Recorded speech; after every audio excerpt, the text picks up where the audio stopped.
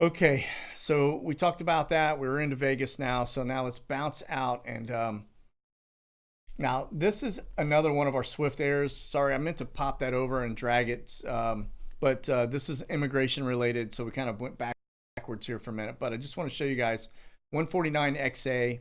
It's another 737-400. You can see border town up to Indiana. Okay, so there you know if you're in Indiana, you need to call if your governor is I don't know whether he's red or blue.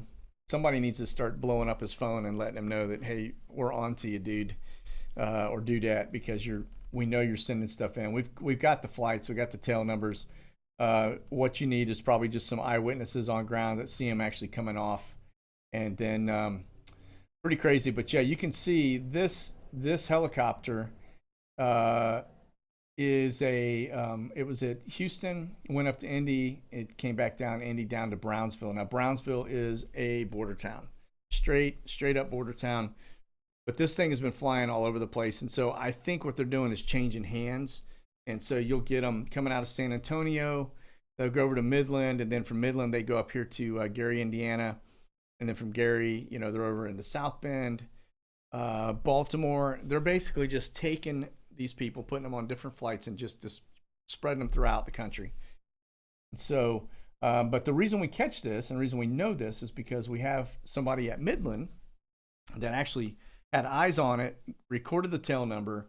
The only thing they didn't do was take a picture and send it to me of the immigrants getting on, but they gave us a verbal report that, hey, you got a sea of immigrants getting off of planes and putting on these aircraft. I mean, off of buses, going onto these aircraft, and then they're shipping them out. They had no idea where the airplane was going from there.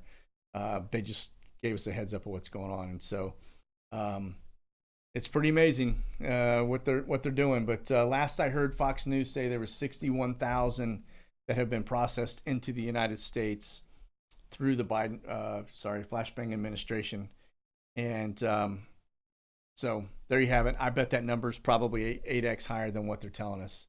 But just a data point, and so we need to keep that in mind.